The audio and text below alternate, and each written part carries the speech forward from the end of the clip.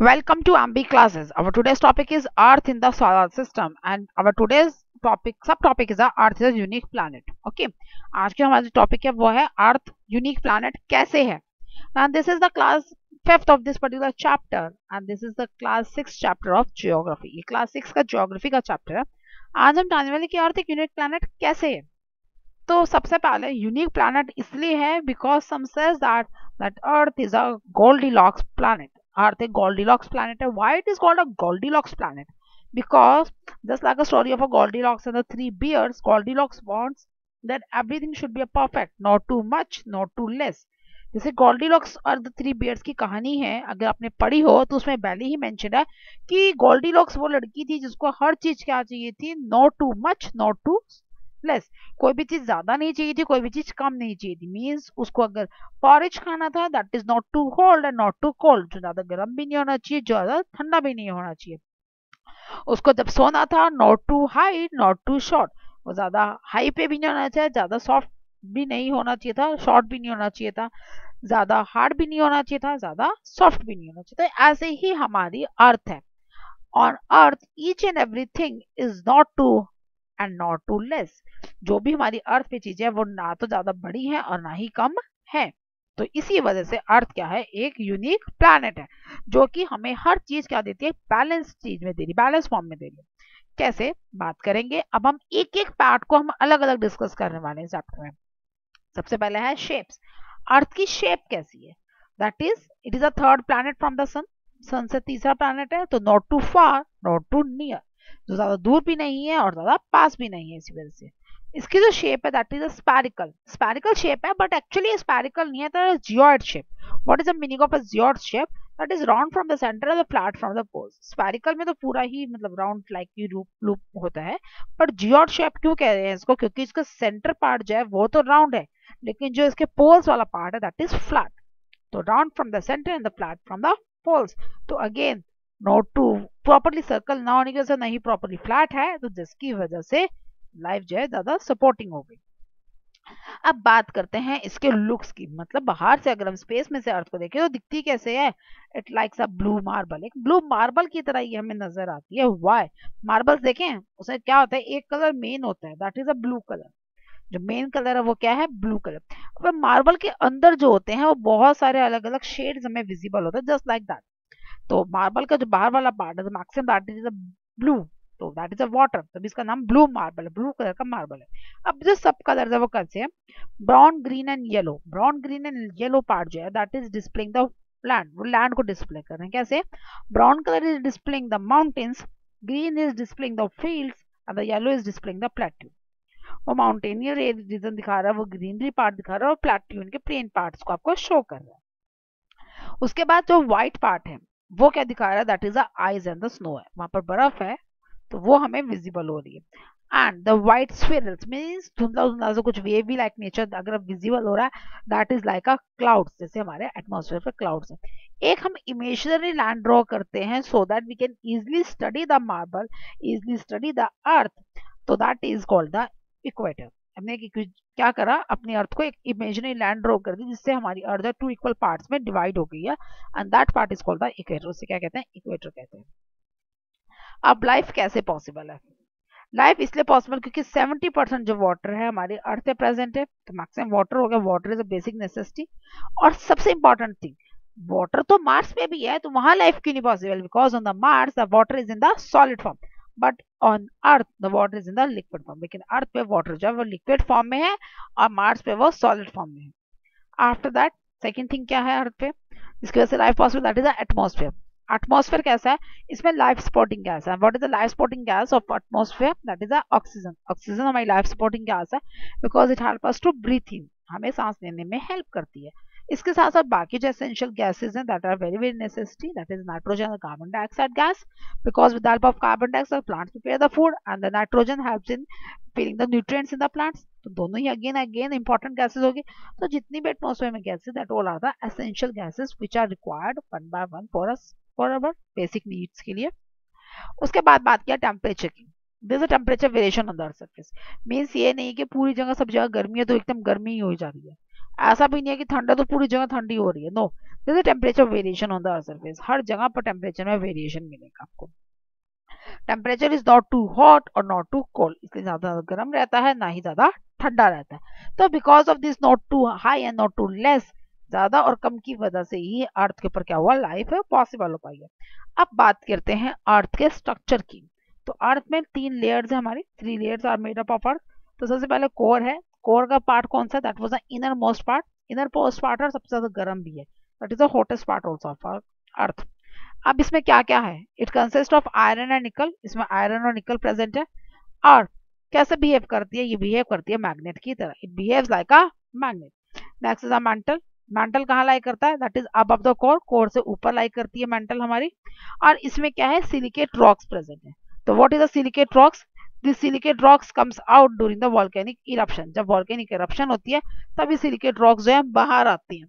और ये silicate rocks बाहर आती है किसके फॉर्म में, in the form of lava and magma की फॉर्म में ही बाहर आती है। Now the next part is the, और द आउटर मोस्ट पार्ट है, that is the crust, that is the top most layer है। और इसमें क्या प्रेजेंट है, सॉइल एंड वाटर है। ये तो हमें दिखता है, विजिबल है हमें, तो हमें पता ही है कि कुछ जगह सॉइल है या फिर water. These are the 3 different layers of the earth. Now बात करते हैं रोटेशन की। Earth also cause the rotation, हर एक प्लैनेट करता है रोटेशन भी और रेवोल्यूशन भी करता है। बट ये रोटेशन कैसे करता है और रेवोल्यूशन कैसे करता है, अब हम एक एक करके वो डिस्कस करें। पहले हम रोटेशन को डिस्कस करने वाले। The movement of a planet on its own axis, अगर कोई भी प्लैनेट अपने ही एक्सिस पर रोटेट करे उसे रोटेशन कहा जाएगा। मींस जहां पर वो है वहीं पर वो गोल गोल घूम रहा है, that is called the rotation. Just like a top, top अपने एक्सिस पे घूमता है। तो रोटेशन किसे कहते हैं, जब एक ही जगह पर खड़ा और वहीं पर वो गोल गोल घूमे जा रहा है, that is called the rotation. Now क्या कॉज करता है इसकी वजह से डे एंड नाइट कॉजेज होता है। What it causes the day and night.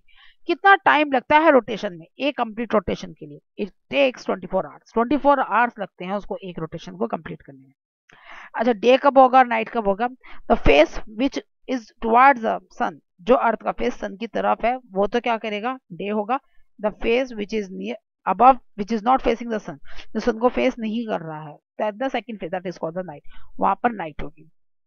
Means earth का फेज जब इंडिया जहां पर है वो जब सन की तरफ होगा तो वहां पर दिन होता है, जब रात को हम कहते हैं इसका मतलब अर्थ का फेज को रोटेट करके पीछे चला गया और वहां पर क्या होगी, रात हो गई है। ओके, तो एग्जैक्टली 24 आवर्स नहीं होता है वैसे तो ये, इट टेक्स सम लेस, वो मैं आपको अपनी लास्ट वीडियो जो थी उसमें बता चुकी हूँ कि एग्जैक्टली कितना है, that was 23 hours and 56 minutes. But हम फिर भी लेके चलते हैं that is 24 hours, in general हम यही कहते हैं। But it is exactly 23 hours and 56 minutes. 4 minutes का जो डिफरेंस है उसी की वजह से हमारे जो अर्थ के ऊपर जो डेली के टाइम डेरिएशंस हैं वो चेंज्ड है। Next is the revolution. What is the meaning of revolution? The planet of the movement of the planet around the sun in its own orbit path. जब एक orbit path के ऊपर कोई भी planet continuously move कर रहा है उसे क्या कहते हैं, revolution कहा जाता है। कितना टाइम लगेगा, 365 by 1/4 डे लगता है। How much time it takes, 365 1/4 day. क्या कॉज करता है, ये सीजन्स को कॉज करता है। और क्यों करता है, because of the earth rotate है 23.5 डिग्री, अर्थ रोटेट करता है 23.5 डिग्री पे रोटेट करते हैं, उसकी वजह से क्या कॉज कर देते हैं, सीजन्स को, गर्मी को कॉज करते हैं। अब कैसे काम करेगा, the pole which is close to the sun, जो सा पोल सन के क्लोज होगा उस वाला हेमिस्फीयर में तो हॉट होगा, दूसरे वाले में क्या होगा, कोल्ड हो जाएगा, the other hemisphere is cold. Now next is season. Season कैसे कॉज होंगे, मार्च टू मई में सन रेज इक्वल होती है दोनों हेमिस्फीयर में, तो दोनों इक्वल होती हैं, तो नॉर्थ पार्ट में स्प्रिंग होता है और साउथ पार्ट में फॉल सीजन आता है। हम इंडिया जो है नॉर्थ पार्ट में आता है, तो यहाँ पर क्या होता है, उस टाइम पर स्प्रिंग सीजन आता है, और जो साउदर्न पार्ट है वहां पर क्या आता है, फॉल सीजन आता है, ऑटम सीजन आता है। अब हम बात करते हैं नेक्स्ट सीजन की, that is from the June to August, June to August में होता है। जून टू अगस्त में क्या होता है, जो सन रेज है वो नॉर्दर्न हेमिस्फीयर पे ज्यादा फॉल होती है, जो नॉर्दर्न हेमिस्फीयर पे ज्यादा फॉल होंगी तो उस टाइम पर नॉर्थ में समर होगा और साउथ पार्ट में विंटर होगा, क्योंकि साउथ पार्ट दूर चला गया, पहले इक्वल था फिर वो दूर चला गया, तो वहां पर जहां पर दूर चला जाएगा तो सन रेज प्रॉपर पड़ेंगी नहीं, तो अभी ठंड होना शुरू हो जाएगा, तो दैट्स व्हाई साउदर्न पार्ट में विंटर होती है और नॉर्दर्न पार्ट में समर होती है। अब बात करी जाए सितंबर टू नवंबर में, सितंबर टू नवंबर में क्या होता है, सनराइज अगेन इक्वल आ जाती है, क्योंकि घूमकर वापस वो सीधा आना शुरू हो जाता है। अब उल्टा हो जाएगा, नॉर्थ पार्ट में फॉल होगा और साउथ पार्ट में स्प्रिंग सीजन आ जाएगा। उसके बाद दिसंबर टू फरवरी, दिसंबर टू फरवरी में क्या होता है, सन रेज जो ज्यादा फॉल होती है that is towards the southern hemisphere, southern hemisphere पे ज्यादा होने की वजह से तो साउथ में क्या आ जाएगा, समर आ जाएगा, और नॉर्थ में क्या आ जाएगी, विंटर आ जाएगी। तो in this way the season are caused. अब ये तो साउथ अर्थ के बारे में आ गया। अब इसके अलावा भी कुछ प्लैनेट्स, कुछ चीजें होती हैं हमारे एटमॉस्फेयर में। हमने सन पढ़ लिया, हमने सैटेलाइट्स पढ़ लिए, सॉरी सन पढ़ लिया, और हमने प्लैनेट्स पढ़ लिए। अब बाकी जो ऑब्जेक्ट्स प्रेजेंट है हम उनके बारे में डिस्कस करेंगे। स्टार्स भी हम स्टडी कर चुके हैं। The next is asteroid. What is asteroid?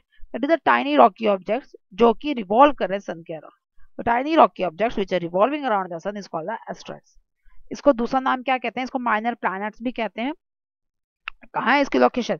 It lies between the Mars and the Jupiter. Mars और जुपिटर के बीच में लाई करता है। एस्ट्रॉइड बेल्ट हम ऑलरेडी पढ़ चुके हैं। ओके, हम बात करें एस्ट्रॉइड के। एस्ट्रॉइड बेल्ट में जो एक एस्ट्रॉइड है उसके बारे में बात करें। सबसे लार्जेस्ट और फर्स्ट डिस्कवर्ड एस्ट्रॉइड कौन सा है वो भी आपको मैं बता चुकी हूँ, that was the Ceres. Now next is meteorites. What is the meteorites? The tiny rocky objects which is revolving around the sun and falls on the earth's surface. जो रिवॉल्व तो सन के चारों तरफ कर रहा था, लेकिन वो because of the force of friction और ग्रेविटेशनल फोर्स वो अर्थ सरफेस पे फॉल हो गया है। That is called the meteoroids. उसे मेट्रॉइड्स कहते हैं। इसका दूसरा नाम क्या है? शूटिंग स्टार्स कहते हैं इसको। Why it is called the shooting star? Because due to the friction they get heated up. क्योंकि जो एक साथ फ्रिक्शन होती है, टकराते हैं बार बार, उसकी वजह से क्या होता है, वो जल जाते हैं। And they cause a flash of light. वो फ्लैश ऑफ लाइट की तरह दिखते हैं, मतलब पीछे से लंबी सी फ्लैश दिखती है हमें, लाइट की रोशनी सी दिखती है। That is called the meteoroids. और जहां पर भी ये गिरेंगे ना, वहां पर क्या कर देंगे, होल क्रॉस, होलो, मतलब होल, हेलो टाइप जो है वो कॉज कर देते हैं। The part of the earth surface where it falls that cause a hollow. Next is a comet. What is the meaning of comet? That is a dusty and icy ball. Dusty icy ball होती है, that is revolving around the sun, that is called the comet. It releases a gas when come closer to the sun. gas release करते हैं जब sun के पास आते हैं। They have long streamy tail. वो long और streamy tail होती है उनकी। हाली comet is seen after 76 years. हाली कॉमेट जो है सीन कितने दिनों बाद होती है? 76 ईयर्स के बाद होते हैं। तो क्वेश्चंस पूछे जाते हैं, नेम द फेमस कॉमेट, तभी हाली कॉमेट आएगा। And name the comet that is seen after every 76 years, तो भी हाली कॉमेट आएगा। क्योंकि जैसे ही सन के पास पहुंचते हैं तो वहां से गैसेज रिलीज करना शुरू करते हैं। जैसे वो गैसेज रिलीज करेंगे उसमें से एक टेल सी निकलती है, पूंछल तारा जिसको हम भी कह देते हैं, तो वो दिखना शुरू हो जाता है। That is called the comet. उसकी वजह से ही हम उसे क्या कहते हैं? कॉमेट कहते हैं। जैसे सन से दूर जाएगा वो गैसेस रिलीज करना बंद कर देगा और वो रिवॉल्व करता रहेगा डस्टी आइसी बॉल की तरह। तो this is all about the chapter and the last topic is the satellite that we are going to discuss tomorrow. वो आज कल को हम डिस्कस करेंगे। Thank you.